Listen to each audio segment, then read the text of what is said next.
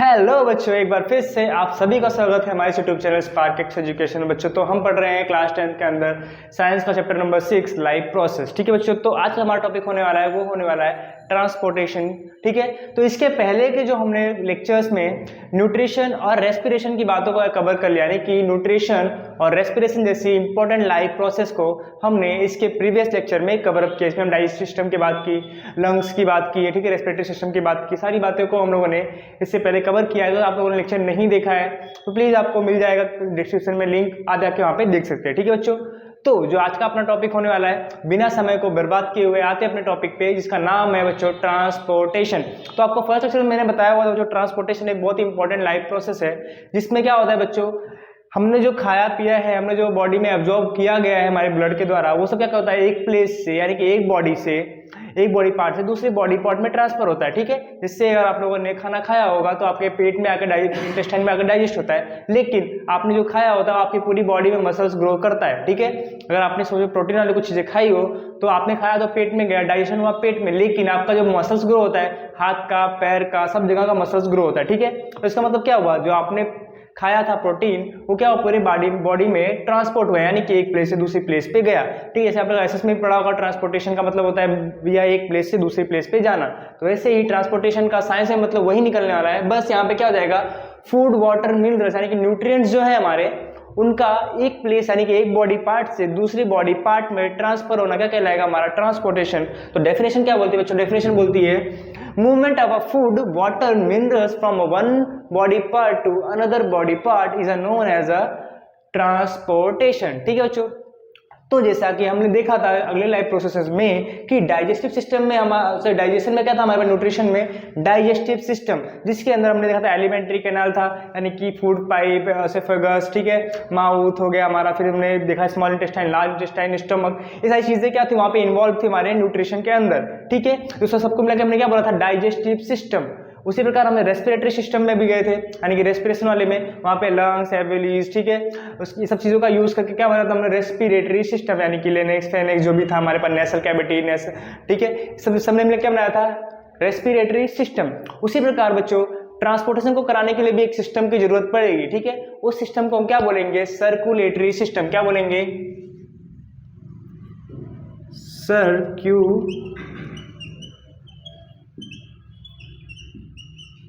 System. अगर आपसे पूछे कोई डेफिनेशन बताइए क्या होती है सर्कुलेटरी सिस्टम की, तो आप बोलोगे ट्रांसपोर्टेशन को कराने के लिए जो जिस सिस्टम की जरूरत पड़ती है उसे क्या बोलते हैं हम लोग, circulatory system. For the process of transportation the needed system is called circulatory system. ठीक है, तो सर्कुलेटरी सिस्टम में बच्चों बहुत सारे इंपॉर्टेंट पार्ट्स होते हैं। ठीक है, जैसे कि फर्स्ट हमारा आता है सर्कुलेटरी सिस्टम में ब्लड। क्या होता है, फर्स्ट होता है हमारा ब्लड, यानी कि इसमें लगभग 3 मेन हमारे बहुत ही इंपॉर्टेंट होते हैं। फर्स्ट आता है हमारा ब्लड, यानी कि आपका जो खून बोलते हो, ठीक है, उसके बाद ब्लड। ठीक है, सेकंड आता है बच्चों, इसी ब्लड को ट्रांसपोर्ट करने के लिए होता है ब्लड वेसल्स। क्या होता है, ब्लड वेसल्स क्या होते हैं बच्चों, एक पाइप टाइप की स्ट्रक्चर्स होती है आपके बॉडी में, से आप लोग नसें बोलते हो, आप हिंदी में बहुत सारे लोग बोलते हैं नसें, ठीक है, नस हो गई, उसे बोलते हैं ब्लड वेसल्स। ठीक है, लास्ट आता है हमारे पास हार्ट। क्या आता है, हार्ट। ठीक है, तो इन तीनों से मिलकर हमारा क्या बनता है बच्चों, इन तीनों के कॉम्बिनेशन से हमारा मिलकर बनता है सर्कुलेटरी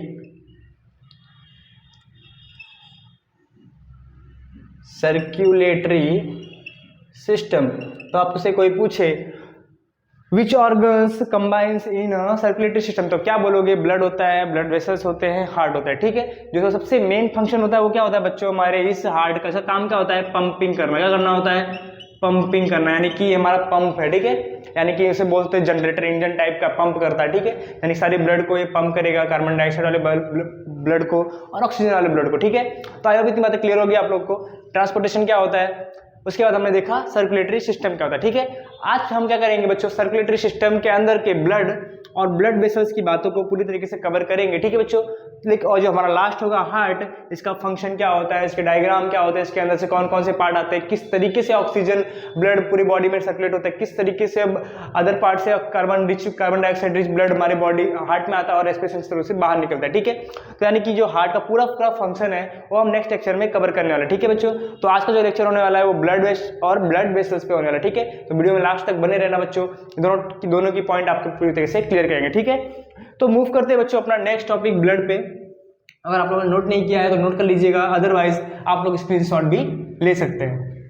ठीक है बच्चों, आप लोगों ने स्क्रीनशॉट ले लिया होगा या फिर आपने नोट डाउन कर लिया। ठीक है बच्चों, तो मूव करते हैं फर्स्ट सर्कुलेशन सिस्टम के फर्स्ट पार्ट यानी कि ब्लड के बाद में। ठीक है, तो ब्लड बच्चों क्या होता है ब्लड? तो ब्लड के अंदर बच्चों दो बहुत ही इंपॉर्टेंट पॉइंट्स होते हैं। ठीक है, यानी कि दो बहुत ही इंपॉर्टेंट कंपोनेंट्स होते हैं ब्लड के अंदर। फर्स्ट होता है बच्चों हमारा प्लाज्मा। क्या होता है? प्लाज्मा। एंड सेकंड होता है बच्चों ब्लड सेल्स। ठीक है,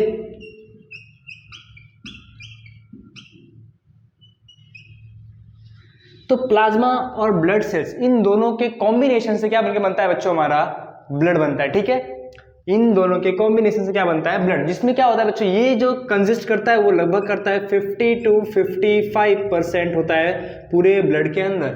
ठीक है, तो रिमेनिंग पार्ट क्या बचेगा बच्चों? यहाँ पे आपको पता होगा 45 to 50% मान लेते क्या होता है हमारा? ब्लड सेल्स होता है। ठीक है, 50 to 55% क्या होता है? ये होता है। बाकी ये तो इस प्लाज्मा के अंदर क्या क्या होता है बच्चों? इस प्लाज्मा के अंदर होता है 90 to 95% क्या होता है? वाटर होता है। ठीक है, बाकी जो रिमेनिंग पार्ट होता है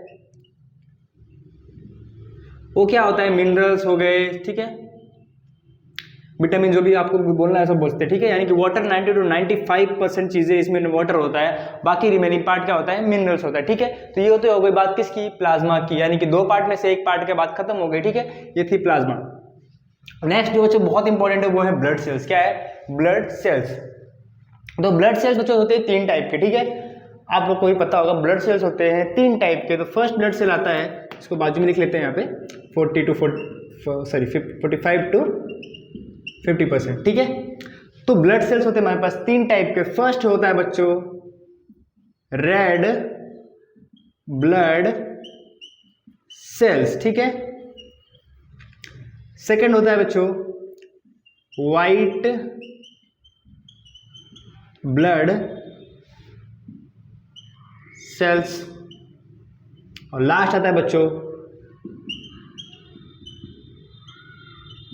प्लेटलेट्स। ठीक है, तो कुछ बच्चे क्या करते हैं, जब सेल्स की बात आती है तो रेड ब्लड सेल्स और व्हाइट ब्लड सेल को कंसीडर करते हैं। ठीक है, प्लेटलेट्स को भूल जाते हैं। ठीक है, क्योंकि उनको सेल यहाँ पे दिखाई पड़ रहा है, सेल की स्पेलिंग है तो ब्लड सेल्स में आएगा, इसमें सेल्स तो स्पेलिंग है नहीं तो सेल में आएगा नहीं। ठीक है, लेकिन क्या होता है रेड ब्लड और व्हाइट ब्लड सेल और साथ में प्लेटलेट, ये क्या होता है? तीनों क्या होते हैं? इस ब्लड सेल के पार्ट होते हैं, यानी कि तीनों की तीनों क्या है बच्चों? ये हमारे हैं ब्लड सेल्स। ठीक है, तो आई होप इतना आपके मतलब बातें क्लियर होंगी। तो आप स्क्रीनशॉट ले सकते हो उसका, इस फ्लो चार्ट का, आप इजीली समझने के लिए। ठीक है, अब मूव करते हो अपने नेक्स्ट टॉपिक यानी कि रेड ब्लड सेल्स के बारे में। ठीक है, रेड ब्लड सेल्स का यूज क्या है हमारी बॉडी में? ठीक है, ये फंक्शन कैसे करता है उसकी बात देखते हैं। ठीक है, तो आई होप आप ठीक है बच्चों, तो मूव करते हैं अपना टॉपिक यानी कि रेड ब्लड सेल पे।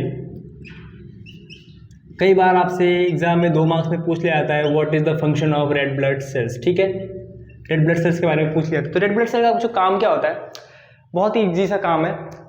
पूरे के पूरे यानी लंग से क्या करेगा बच्चों? हम रेस्पिरेशन को जो ऑक्सीजन लेते हैं उस ऑक्सीजन को लेगा कौन? रेड ब्लड सेल, और पूरी की पूरी बॉडी में क्या कर देगा? पहुंचा देगा। ठीक है, क्या करता है बच्चों? फर्स्ट वर्क होता है carry O2 rich blood to the body. ठीक है, यानी कि बॉडी में क्या करता है? O2 रिच यानी कि ऑक्सीजन रिच ब्लड को लेके आता है। ठीक है, साथ साथ में जो बच्चों वहां पे कार्बन डाइऑक्साइड गैस बन गई थी, ठीक है, रेस्पिरेशन के टाइम पे जो कार्बन डाइऑक्साइड गैस प्रोड्यूस हुई थी उसको क्या करता है? ये लेके आता है, यानी कि क्या करता है? वेस्ट को क्या करता है? ट्रांसपोर्टेशन ऑफ वेस्ट,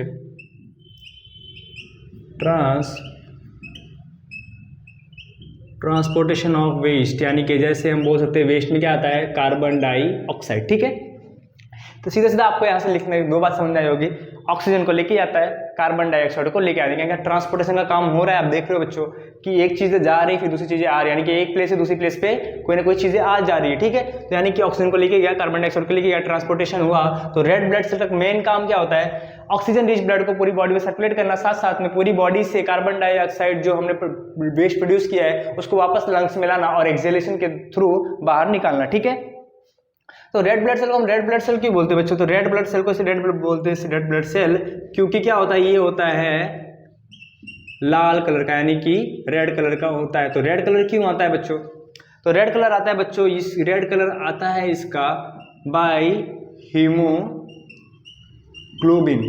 तो हीमोग्लोबिन क्या होता है बच्चों, एक प्रोटीन होता है। क्या होता है ये, एक होता है प्रोटीन, ठीक है। हीमोग्लोबिन क्या होता है, प्रोटीन। और इस हीमोग्लोबिन के अंदर सबसे मेन जो कंपोनेंट होता है वो क्या होता है, आयरन, यानी कि बोल सकते हैं Fe, ठीक है। इस आयरन की वजह से क्या होता है, ये हीमोग्लोबिन लाल होता है, और इस हीमोग्लोबिन की वजह से हमारा रेड ब्लड सेल भी क्या होता है, लाल होता है, ठीक है। तो मेन कंपोनेंट होता है रेड ब्लड सेल का, वो होता है हीमोग्लोबिन, और इसमें होता है आयरन, जिसकी वजह से क्या होता है, हमारा जो रेड कलर है आता है किसकी, रेड ब्लड सेल का, ठीक है बच्चों। तो आपने एक और बात देखी होगी, इसके पहले मैंने बताया था लेक्चर्स में कि जो हीमोग्लोबिन की दोस्ती है, हीमोग्लोबिन की जो दोस्ती है वो किससे ज़्यादा है, मोनोऑक्साइड, फिर ऑक्सीजन, फिर कार्बन डाइऑक्साइड। इसलिए ये सब गैसें क्या होती है, ट्रांसपोर्टेशन होती है किसके थ्रू, हीमोग्लोबिन के थ्रू, क्योंकि क्या होती है ये सब गैसें इसके अंदर मिक्स यानी कि घुल जाती है, और फिर वो आती है हमारे लंग्स में, और वहाँ से क्या होता है, इनहेलेशन और एक्सहेलेशन में काम चलता है, ठीक है। और आपने देखा होगा जब लोहे को गर्म किया तो कौन सा कलर निकल के आता है, लोहे गर्म करने पे रेड कलर निकल के आता है, ठीक है। वो क्यों होता है, क्योंकि उसमें होता है आयरन लोहे में, और उसी वजह से हमारा रेड ब्लड सेल लाल है, ठीक है। तो आई होप आपने रेड ब्लड सेल के बारे में समझ लिया होगा। ऑक्सीजन को ले आता है, कार्बन डाइऑक्साइड को लेके आता है, लाल कलर क्यों होता है, हीमोग्लोबिन होता है। हीमोग्लोबिन क्या है, प्रोटीन है, और प्रोटीन हीमोग्लोबिन के अंदर मेन जो कंपोनेंट है वो क्या है, आयरन है, इसलिए हमें लाल दिखाई पड़ता है। और हीमोग्लोबिन के अंदर जो डिसोल्यूशन पावर है वो किसका सबसे ज़्यादा है, कार्बन मोनोऑक्साइड, ऑक्सीजन, फिर आता है हमारा कार्बन डाइऑक्साइड, ठीक है। तो इसके बाद देखते हैं बच्चों अपना व्हाइट ब्लड सेल्स को, ठीक है। तो अगर आपने नोट नहीं किया हो तो प्लीज नोट डाउन कर लीजिएगा वीडियो थोड़ा सा पीछे करके। उसके बाद मूव करते हैं हम रेड व्हाइट ब्लड सेल पे, ठीक है।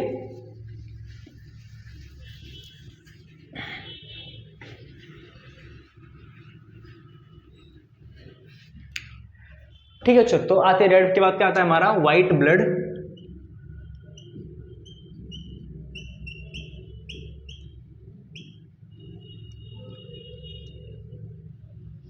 ठीक है, तो व्हाइट ब्लड सेल का मेन काम क्या है बच्चों, हमारी बॉडी में डिसीज से फाइट करना है, यानी कि जो भी बीमारी हमारी बॉडी में होने वाली है या कि होगी उनसे क्या करना है, ये क्या करता है, फाइट करना है। यानी कि क्या करना है, ये है एक टाइप का वॉरियर, यानी कि लड़ाकू है, ठीक है। क्या करता है ये लड़ाकू, यानी कि क्या करता है, ये लड़ाई करता है किससे, डिसीज से जो हमारी बॉडी में आने वाली है, ठीक है। तो हम बोल सकते हैं it prevent our body by the body to the harmful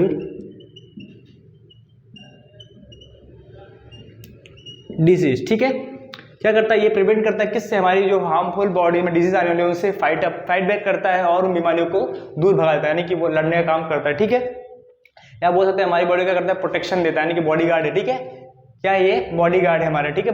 blood cells ये हमारा बॉडी गार्ड है, ठीक है। जैसे आपको देखा होगा, आप बीमार पड़ते हो तो आपको तो डॉक्टर बोलता है ब्लड टेस्ट कराना है, ठीक है। तो ब्लड टेस्ट में क्या होता है, आप देखते होगा वहाँ पे रिपोर्ट में लिखा होता है आरबीसी काउंट होता है, डब्ल्यूबीसी काउंट होता है, ठीक है। और क्या होता है, और होता है प्लेटलेट काउंट, ठीक है।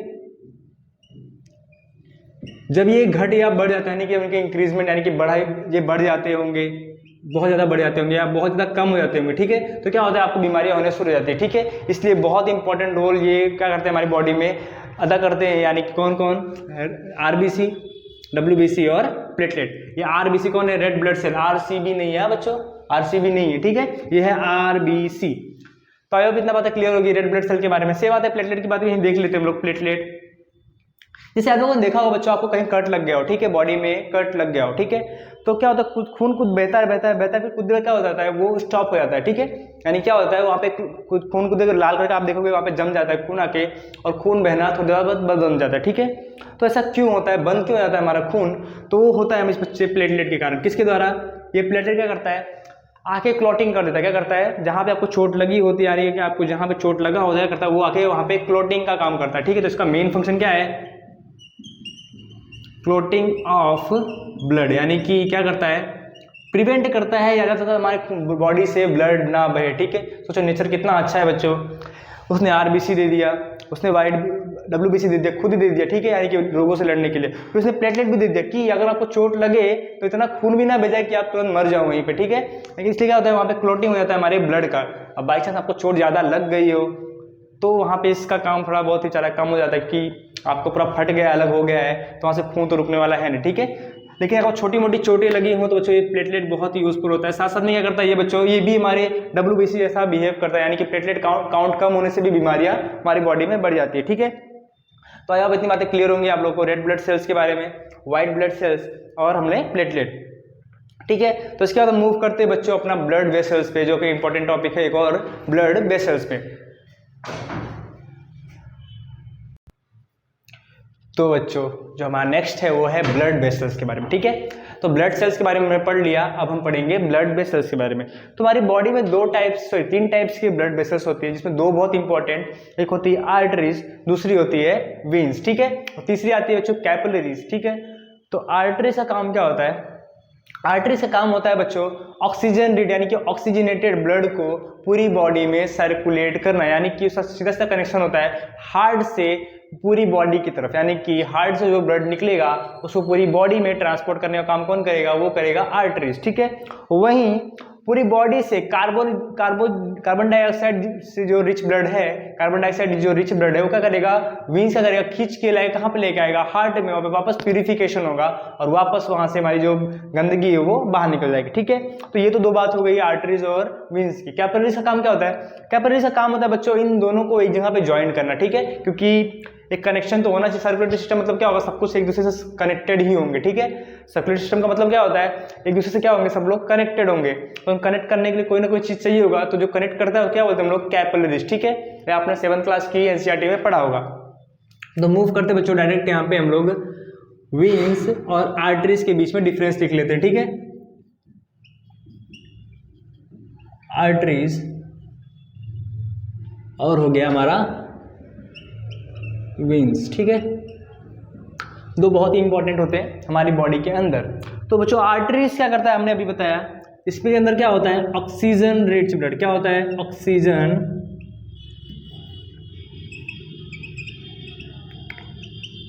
इसके अंदर होता है बच्चों ऑक्सीजन रिच ब्लड, यानी कि इसके अंदर क्या होगा? ऑक्सीजन, यानी कि सारे हार्ट से आने वाला ब्लड कहाँ पे होगा? इसके अंदर। ठीक है, इसमें लिख सकते हैं हम लोग यहाँ पे क्या होता है? ऑक्सीजन का जो ट्रैवल होता है कहाँ से होता है? हार्ट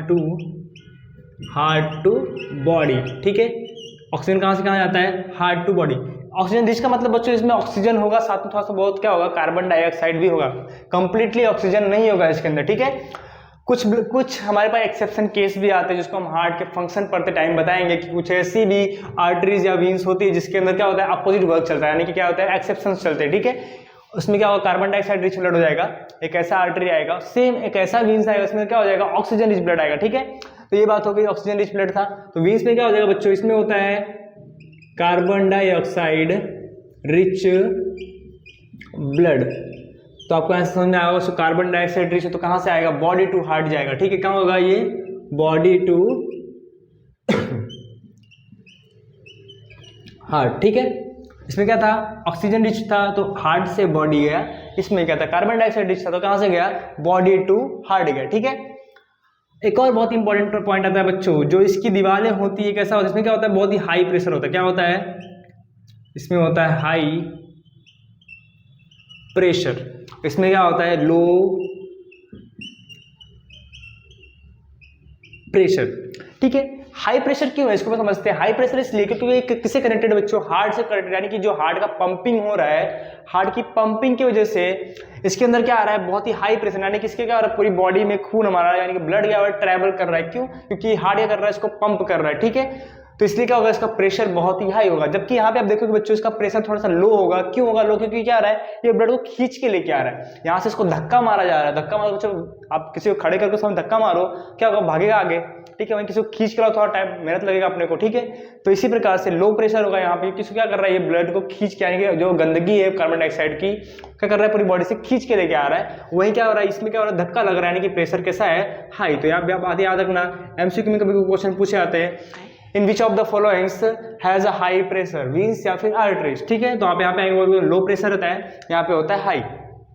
और इसकी एक और बात, इसकी दीवारें कैसी होती है बच्चों? थिक। कैसी होती है? Thick walls. जबकि इसकी वॉल्स कैसी होती है? Thin walls. ठीक है, अब इसको समझ लेते हैं थिक और थिन क्यों है। ठीक है, थिक इसलिए है बच्चों, इसका प्रेशर कैसा है? हाई है। ठीक है, हाई प्रेशर है इसलिए वॉल कैसी होनी चाहिए? थिक ही होनी चाहिए। अगर बच्चों ये पतली हो गई, अगर ये जो हमारी वीन्स आर्टरीज है पतली हो गई तो क्या हो जाएगा? हाई प्रेशर की वजह से क्या हो जाएगा? फट जाएगा। ठीक है, तो सोचो नेचर ने एक और बात देखो यहाँ पे कितने मस्त काम किया है। पता है उनको यहाँ पे प्रेशर हाई है तो उसको कैसे कर दिया, यहाँ पे मोटा बना दिया, ठीक है। तो मोटा हो गया, इससे क्या होगा, प्रेशर को ये झेल सकता है ना, प्रेशर को झेल पाएगा नहीं, यानी कि प्रेशर को सहन कर नहीं पाएगा और ये क्या हो जाएगा, फट जाएगा, हमारी बॉडी क्या हो जाएगी, पूरी पूरी खत्म, ठीक है। तो उसी प्रकार यहाँ पे देखेंगे बच्चों थिन वॉल्स, तो आपको पता है प्रेशर लो है तो थोड़ा बहुत यहाँ पे कंप्रोमाइज चल जाएगा, यानी कि कैसा हो जाएगा, इसकी वॉल्स कैसी हो जाएंगी, पतली, ठीक है।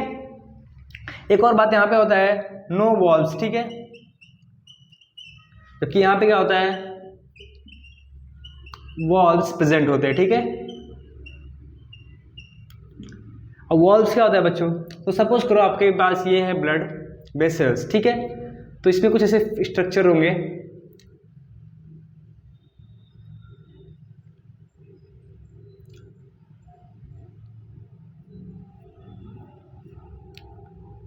तो इसमें क्या होता है, नो वॉल्स, ठीक है। वॉल्स की जरूरत क्यों पड़ती है बच्चों, जब प्रेशर बहुत लो है, क्या है, प्रेशर लो है तो क्या होगा, चीजों को खींच के लाना है, यानी कि क्या होगा, तो सपोज करो इसको खींच के लेके आए ब्लड को यहाँ पे, ठीक है, ब्लड यहाँ से चढ़ा, धीरे धीरे चढ़ा, यहाँ तक चढ़ा, ठीक है, फिर उसके ऊपर जा ही नहीं रहा है, क्या हो रहा है, ब्लड उसके ऊपर जा ही नहीं रहा है, क्योंकि क्या अगर खींच रहा है, यानी नीचे से ऊपर ला रहा है, एंटी ग्रेविटेशन यानी कि ग्रेविटी के विपरीत काम कर रहे हैं, ठीक है हम लोग, तो क्या यहाँ तक खींच के लाए, जैसे यहाँ तक खींच के लाएगा, ब्लड यहाँ पे भरेगा थोड़ा बहुत, क्या हो जाएगा, ये वॉल्व हो जाएगा बंद, क्या हो जाएगा, बंद, वापस यहाँ प्रेशर बनेगा, ठीक है, फिर क्या होगा, ये वापस ब्लड ऊपर चढ़ेगा, ये वापस ब्लड चढ़ेगा, ये बंद हो जाएगा, ये वापस खुल जाएगा, जिससे क्या होगा, फिर नीचे से वापस ब्लड इसके अंदर आएगा, ठीक है, ये कंटिन्यूस प्रोसेस चलती रहती है, ठीक है। इसलिए वॉल्व्स की जरूरत पड़ती है हमारे किसमें, वीन्स के अंदर, ठीक है, क्योंकि यहाँ पे प्रेशर कैसा है, लो है, इसलिए यहाँ पे वॉल्व्स प्रेजेंट होते हैं, जबकि यहाँ पे वॉल्व्स प्रेजेंट होते नहीं है। आई होप आज का वीडियो आपको बहुत तरीके से समझ में आया होगा बच्चों, सारी बातें का हमने क्या कवर कर लिए, ब्लड सेल्स क्या होते हैं, ब्लड वेसल्स क्या होते हैं, उनकी बातों को कवर कर लिया, ठीक है। अब जो हमारा नेक्स्ट लेक्चर होने वाला, ये तो हमारा बेसिक था हार्ट के लिए, यानी कि अगर ये सब बातें आपको क्लियर होंगी, ये सब बातें आपको पता होंगी, तो आप हार्ट के फंक्शन में कोई भी डाउट आने वाला नहीं है, ठीक है बच्चों। तो अगर आपको वीडियो पसंद आया हो तो लाइक शेयर सब्सक्राइब करना बिल्कुल ना भूलना, और ज़्यादा से ज़्यादा अपने दोस्तों को शेयर करना भी मत भूलना। थैंक यू बच्चों।